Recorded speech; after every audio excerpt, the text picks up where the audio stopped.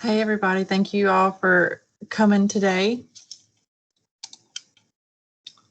I just started recording the call, so it pops up and tells me to let you know that you're being recorded. So if you unmute yourself or what do they call it?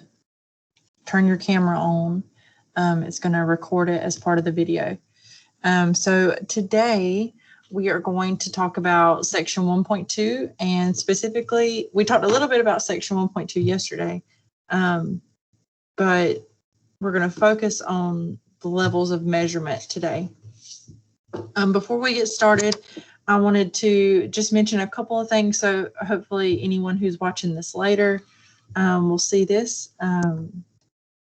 The attendance verification, I mentioned this yesterday in the live session, but the attendance verification, that's a one-time thing. You only had to do that one time. It's for financial aid purposes. So all I have to go in is I just go in and click a little button that says you contacted me or you did something in the class, like, you know, the syllabus quiz or the discussion post, and then it releases your financial aid if you do get financial aid.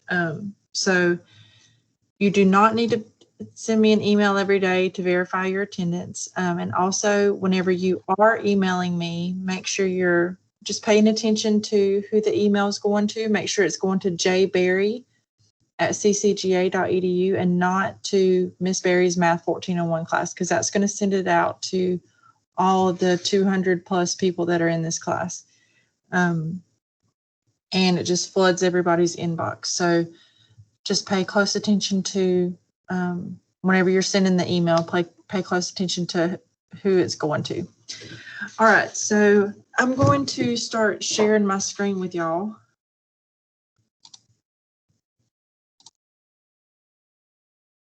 And we will start talking about section 1.2. I had a couple of people ask me some questions yesterday about Hawks that I wanted to just pass on to you guys. Some people asked about the practice portion. So let me just show you. If you go into Hawks, let's go to the stuff we're doing right now. If you go into Hawks, you're going to have these three things pop up: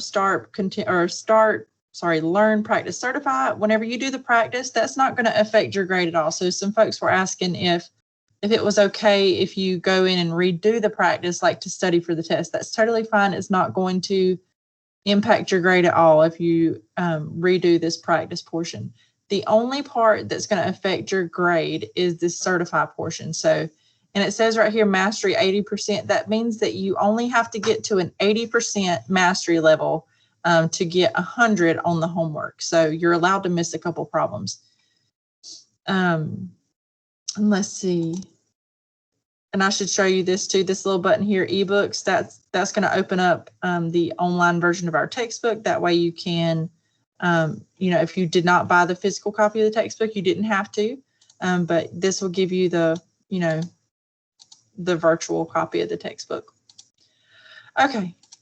So I just wanted to mention that because I thought it was a good question. And then also, if you are submitting your practice quiz, a couple people have submitted their quizzes here. As soon as you send me your practice quiz, I'll send you back the answer key, and that way you can check your answers. And what I would love to do is to give you feedback on every one of your practice tests, but I just don't think it's realistic for me to try to do that with 200 people in the class and all the quizzes being due on the same day. So I will send you the answer key back, though, and you can ask me any questions you have about it. So let's get started. I sent out the PDF of this little whiteboard for today. We're still in section 1.2, data classification, and talk about levels of measurement. All right, so levels of measurement. This is how we are classifying data. And it's important, this part of statistics is important because the level of measurement is going to correspond to how you analyze the data. So down here, starting at the bottom with the nominal data, that's the most basic data, and then it moves up in complexity as you go up this little staircase. All right, so I wanted to draw a little line here and show you guys. All right, so I'm gonna draw a line right here. This down here, this is qualitative data, sorry, qualitative data. So remember, qualitative data, also called categorical data. So this is stuff like labels or descriptions or categories. And then up here at the top, interval and ratio level of measurement, that's quantitative with the numbers, quantitative. Those two are so similar. You think they could have like made them a little bit different so they don't sound so alike. All right, so qualitative data at the bottom, quantitative data at the top. All right, so whenever you are doing one of these problems, basically what I'll scroll down and show you what the examples will look like. And this is what it will look like on the quiz. It'll say classify the following data sets by their level of measurement, nominal, ordinal, interval, or ratio. So you can start by thinking, okay, price of a particular pair of jeans, is that going to be quantitative or qualitative? And you say, okay, well, we're talking about price, so that's going to be quantitative. So you know it has to be one of these two. So that'll be a way that you can kind of narrow down your answer choices as you go through these problems. But let me talk a little bit first about the qualitative data levels of measurement, which is nominal and ordinal. So nominal is at the very bottom. This is the most basic level of measurement, or let's see how they say it. The lowest level is what they call it, the lowest level of measurement. Something to note here is that the names of these kind of help you remember what they refer to. So nominal, think like name. So these are just like names or descriptions or labels. All right, so nominal, this is going to be names, descriptions, labels.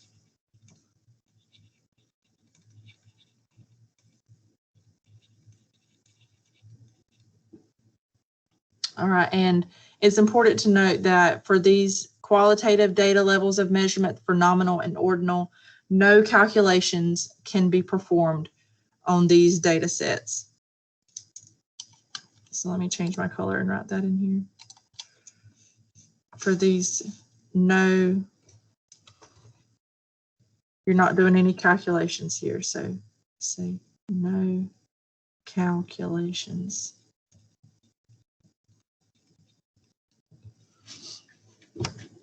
Okay, so no calculations on the nominal and the ordinal levels of measurement. All right, so for ordinal, you want to think order. All right, so ordinal, think order. So these are also going to be names, labels, and descriptions, but they follow a natural order. All right, so these are going to be names, labels, descriptions that follow a natural order. And I think the best example for ordinal is going to be like sizes of clothes. So sizes of clothes, you'd have like small, medium, large, extra large. All right, so these are labels, but they follow a natural order. You know, naturally we think of these in the form of small, medium, large, extra large.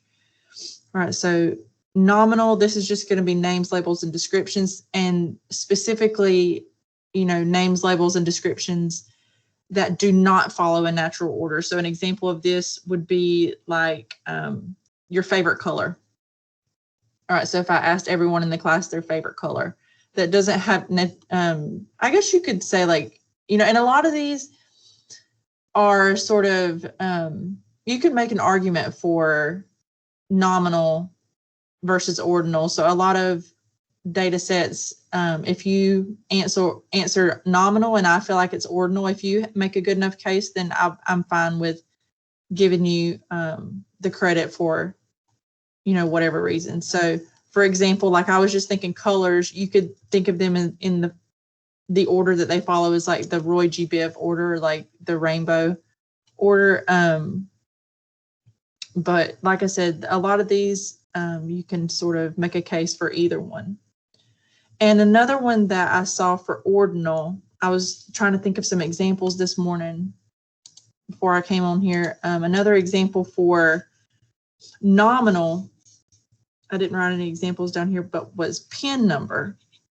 And initially when I thought about this, I thought, well, PIN numbers, you could list them in order from smallest to biggest, but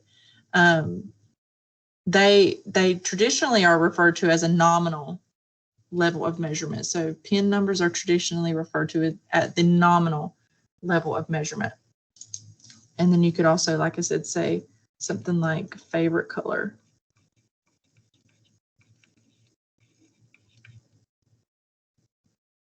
That is how you spell color, yes, C-O-L-O-R. All right, now let's talk about the quantitative data levels of measurement, so interval and ratio. So again, these are going up the staircase. Ratio is the highest level of measurement, and then interval is one step down from there. Now, the easiest way that I have to remember the difference between these is as what I'm about to tell you. So interval 0 is arbitrary. All right, so what I mean by that, arbitrary. All right, so what I mean by 0 being arbitrary is that 0 is just an additional point of measurement.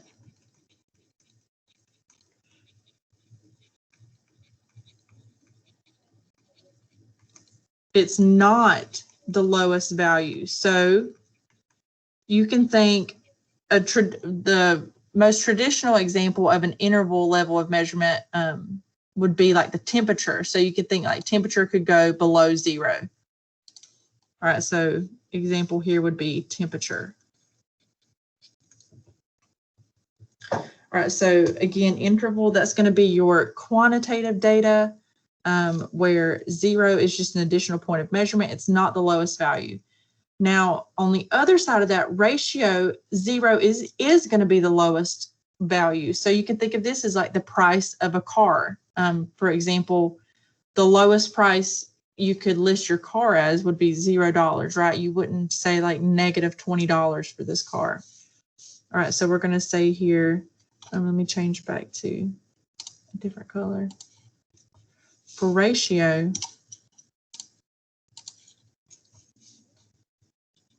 0 is the lowest value.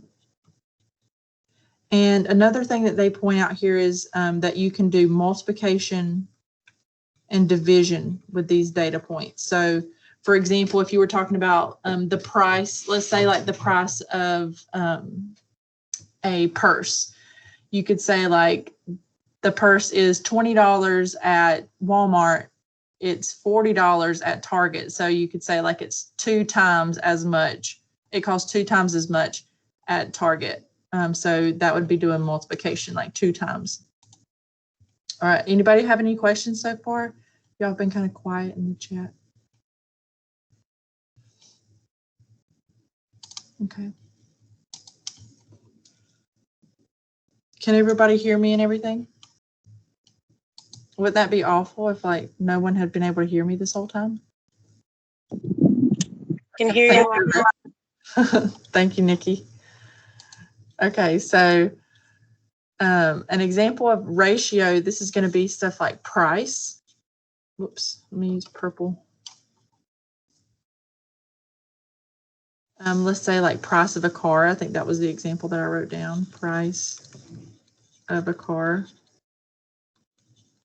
You could say like this, you know, Honda Odyssey is, let's say like $60,000 when it's brand new, is $30,000 when it's used. So it's twice as expensive.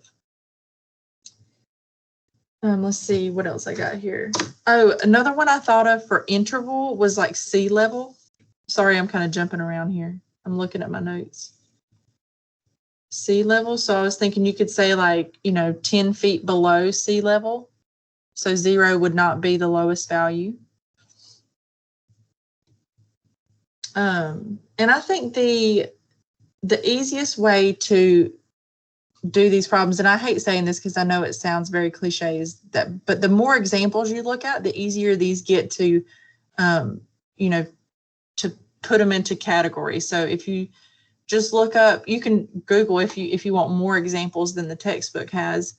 But if you just search like, you know, levels of measurement examples, that'll give you a good idea. It's kind of annoying because whenever you search, like this morning, I was searching for examples for interval, and most of them will use temperature. And then what else did I see? Birth years of students. So, for example, 0 would not be the lowest year. So if you did like 0 AD, you could go, you know, back to like 1 BC. So it's not, 0 isn't like the beginning of time, is what that means. All right, and then another example of ratio would be price of a car. You could do like weight. Like say you have one child that's 50 pounds and one child that's 10 pounds, you know, a newborn baby. You could say, you know, this child weighs 5 times as much as the baby does. So weight and height. Pulse. So the way I try to think of these is when I'm going through the quantitative ones, because to me, those are the ones that are a little bit harder to put them into interval or ratio category. Think like, okay, is 0 the lowest value? So for pulse, for example, you wouldn't have a negative pulse. So that would be a ratio level of measurement because 0 is the lowest value. Whereas for something like, you know, and when I say temperature here, I really should be saying like outside temperature, right? Like the temperature of Brunswick, which is like 90, but feels like 120 right now. All right, let's scroll down. Here, I should have done all this writing in this little section here, but I'll just write some more examples of each of these levels of measurement. All right, so some examples of the nominal level of measurement. Again, this is going to be names, labels, and descriptions that do not follow a natural order. An example they have in the book is toppings, or they have like favorite toppings for pizza. Anybody have any like weird favorite toppings for pizza? My husband always makes fun of me because I like pepperoni and banana peppers. That's like the only pizza that I like, which I know, well, I like, and like buffalo chicken pizza, but anybody have any weird pizza toppings? Nobody wants to share. Now we're just all hungry. All right, let's see what else they have here.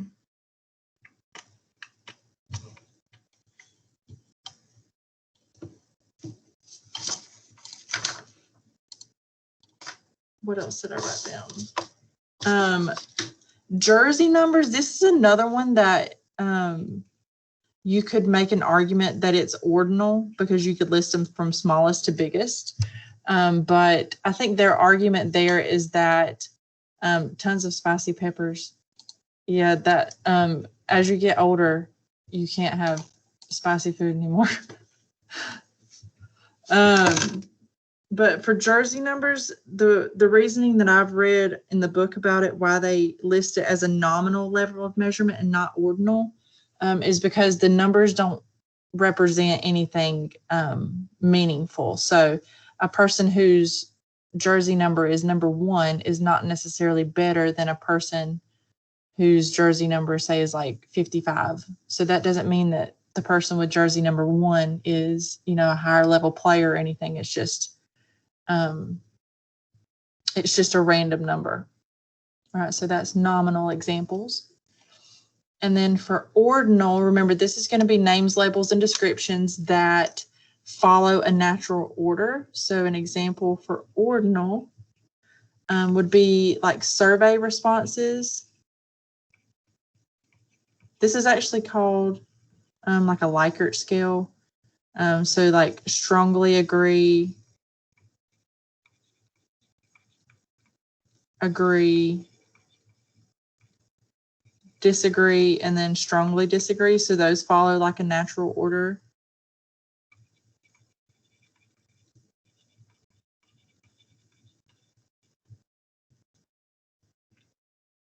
And then, another one that I thought was a really good example was seat numbers on concert tickets or like football tickets. So if you've had one of these tickets before, you know, it might say something like A24 or G56, something like that. So that's another one that follows like a natural order.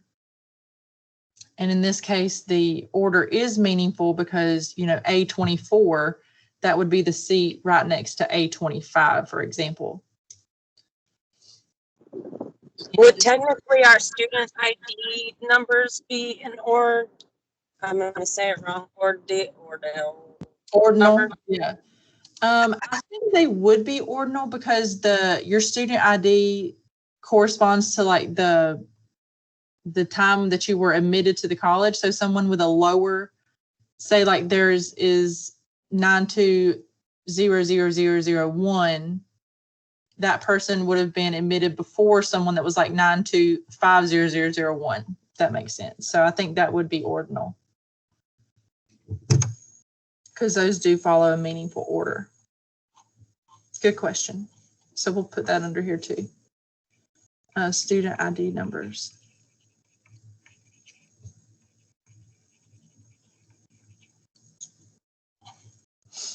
All right, and then, so these are your quantitative, sorry, I keep saying that backwards. These are your qualitative examples or qualitative levels of measurement. Let me just write that off to the side here.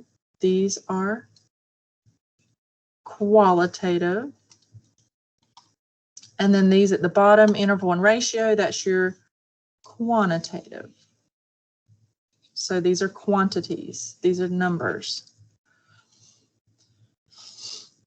All right, so interval, again, the way that I remember this is that, remember I said that 0 is not the absolute lowest value. So again, like I said, you could have like birth year.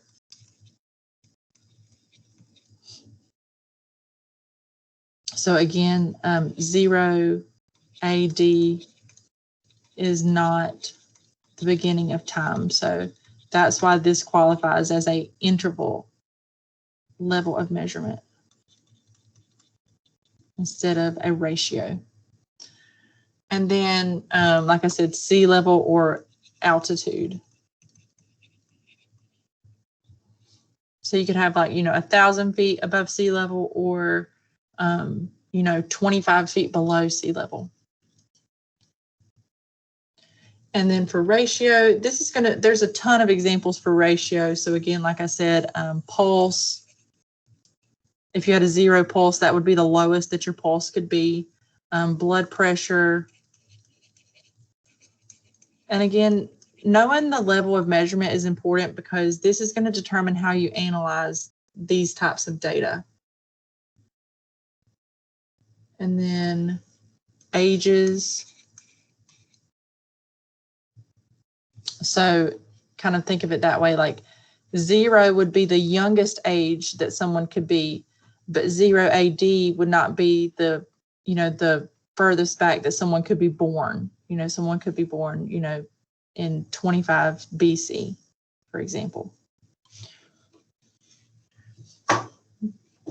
All right. And if you're thinking, what I'm sure some of y'all are thinking, which is like, this is supposed to be math. Why are we doing all this writing?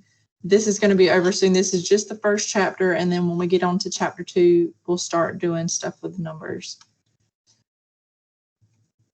All right. So we are going to look through these examples. We have 7 examples here. And then I think I'm just going to open it up for questions. And then tomorrow we'll go over section 1.3. And section 1.3, I would say, is probably the most difficult section. out of chapter 1 because there's several definitions that you have to remember, and some of them are kind of similar. So if you are going to, attend any meetings this week, I would definitely suggest that one. All right, so classify the following data sets by their level of measurement: nominal, ordinal, interval, or ratio. And this is, like I said, this is exactly what the question will look like on the quiz. And then it'll just be, I think, one, or maybe there's 3 matching things where you have to match up the data set with the level of measurement. All right, so like I said, the first thing that you want to think as you approach these problems is, okay, first of all, is this quantitative or qualitative? So price of a particular pair of jeans at American Eagle, that's going to be quantitative. I don't know what happened to my Q there. Quantitative, because that's a number. Price of a particular pair of jeans at American Eagle. So would 0 be the lowest price that you could pay for a pair of jeans? Yeah, technically, yes. So that means that would be ratio. So that's going to be the ratio level of measurement. Now, you don't have to write this whole thing like ratio level of measurement. You could just write ratio. Now, we talked about this one before, bank account PIN numbers. First of all, we know that even though it's a number, it's a label or a description. So that means it's a qualitative data set. So this one is qualitative because even though it's a number, it's really just a label or like a password. All right. It's ordinal? Yes. Ordinal? I'm going to mess that up every time.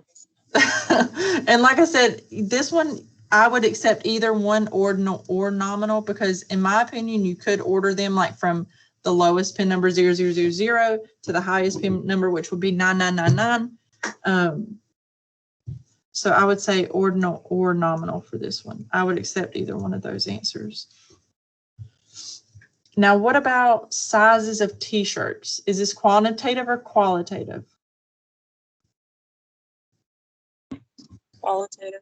Qualitative, good, thank you. And do these follow a natural order?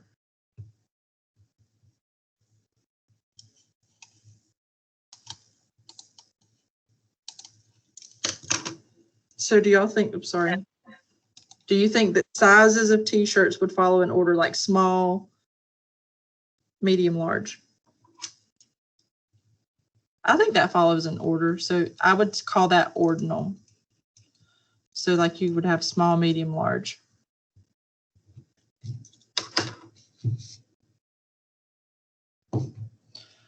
All right, and then now we're on number 4, yearly amount of rainfall. Okay, yearly amount of rainfall. That's going to be a number, right? So that's going to be like probably in inches or feet, depending on the city. This is in Brunswick, so I would probably feet. So this is going to be quantitative. So it's either going to be ratio or interval. Now, is 0 going to be the lowest or the smallest amount of rain you could have? Yes, that's right. So since 0 is the lowest value, that means it's ratio. Remember, if 0 is not the lowest value, that would be an interval. All right, birth years of all 45 U.S. presidents. All right, so again, this is birth year, so that is a number. So that would be quantitative. Now, since this is birth year, your book is going to say that technically this is an interval level of measurement because like we said before, 0 is not the lowest or the smallest year. You could go back to BC years. So this would technically be interval, although all of the US presidents were born before 0 AD, which, after 0 AD, excuse me. All right, so technically that one is the interval level of measurement. All right, and then number 6, titles that precede people's names like Dr., Mr., Mrs., or MX, or etc. So titles that precede people's names, these don't follow a natural order. I guess I should start by saying that these are qualitative. They just represent a label. All right, so these are qualitative data. This is a qualitative data set. These don't follow a natural order. You know, I could have listed these in any possible order and it wouldn't have made a difference. So this would be the nominal level of measurement. So remember, ordinal means order. So order matters with ordinal. And then last one, highest level of education completed. So this, I picked this question because I know I've seen it on like some forms I've filled out before, maybe like at the doctor's office, or I think whenever I enrolled my son in daycare, I had to fill out this question. So highest level of education completed, high school, undergraduate, or graduate. This would definitely be qualitative, right? Because it's just a label. Now, what about, so that means it's either going to be ordinal or nominal. Now, do these follow a natural order?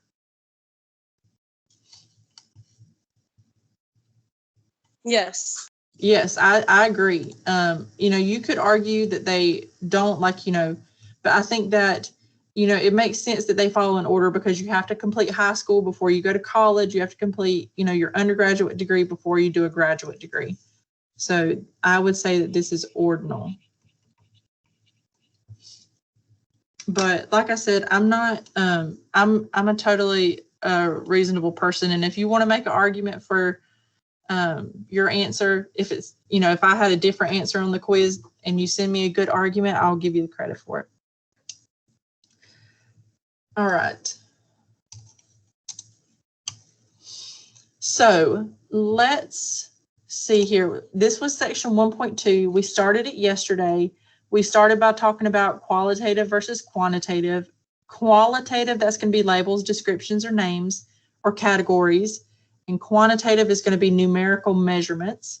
We gave some examples, and then we talked about how you can further classify quantitative data as either discrete or continuous. Remember, discrete means it can only take on certain values, like shoe size. You would only have shoe sizes like 6, 6.5, 7, 7.5, 8. Whereas for continuous data sets, they can take on any value in a particular interval. So this is going to be like weight of a newborn baby. So you can measure it in grams, like, you know, 652.77 grams. So it could take on any value in a particular interval. Another example would be like height of a door on campus.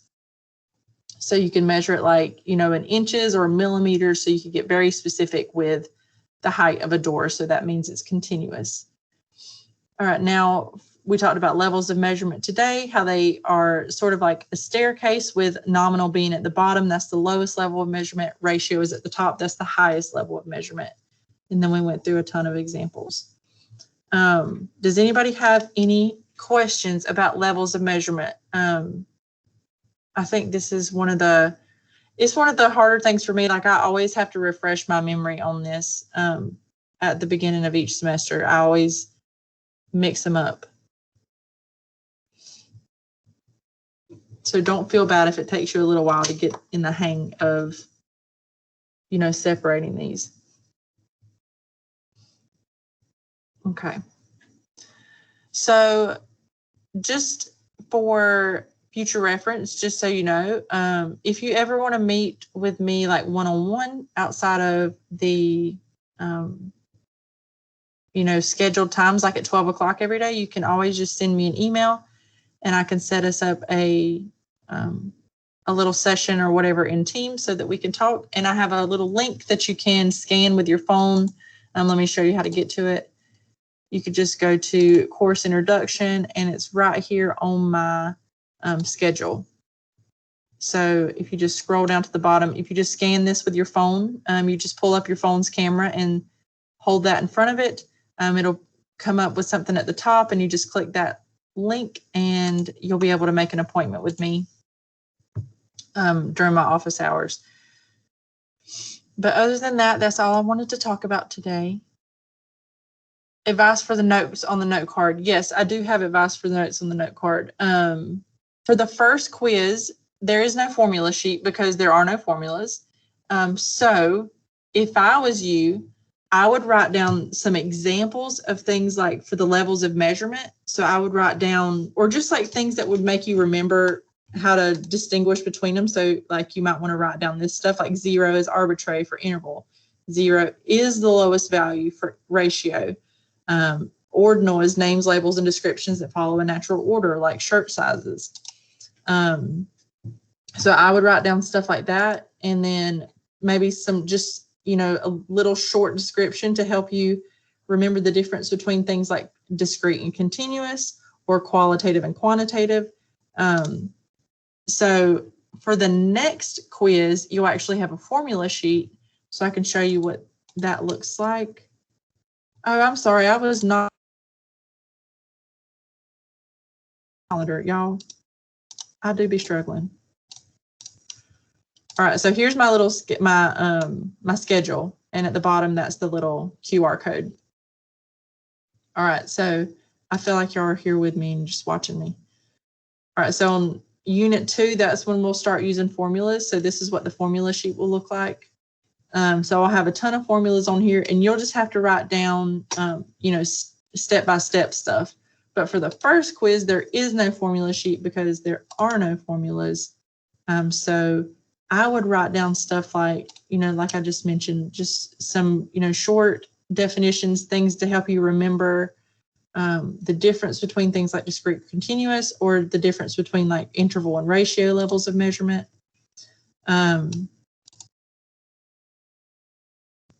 And let's see, what did we do yesterday that you might want to write down? Oh, the difference between parameter and statistic. Remember, parameter refers to the population.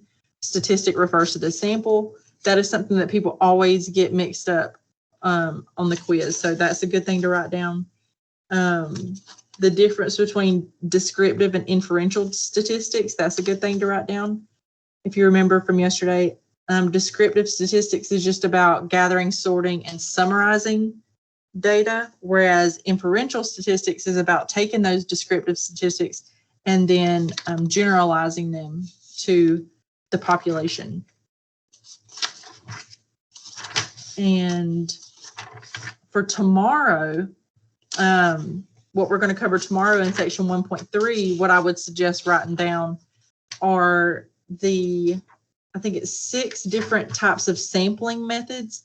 And like I said, we'll talk about this tomorrow, but there's simple random sampling, cluster sampling, stratified sampling, systematic sampling, convenient sampling, and a census. So I would definitely write those down on the quiz. I know for sure that's going to be a matching question. It's been a while since I wrote this quiz, so I have to go back and look at it, refresh my memory. But there's a matching question for the sampling method. So it'll list like 6 examples, and you'll have to match up which sampling method goes with the example. So make sure you write down those sampling methods from tomorrow's session. But like I said, if you are trying to go ahead and take the quiz, like say tomorrow, and you want to go working on your note card, you can go to the ebook that's on Hawks, and you can, let's see, let me show you where I would go to like chapter 1 review, and then it gives you kind of like an overview of all of the things that we learned in chapter 1. So the book is it's not bad, really. It's one of the better books in my opinion for statistics, which is of course why we're using it. You're welcome, Nikki. Any other questions? That was a great question. I always forget about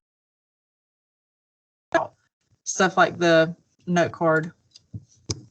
Another thing that I always forget to mention that I've told a couple of y'all, but if you go by a different name and you would like for me to call you by that different name, please just send me an email and let me know. I always ask that on the first day of class when I'm face to face, but I forgot to ask that in this class. But I think that's about it. But thank you for the questions. Thank you for participating. And thank you for coming to the session today. And I will be back tomorrow at 12 o'clock. And I'll hopefully see y'all then. Hope y'all have a great day. Thank you. You too. Bye-bye. Say bye-bye. Bye.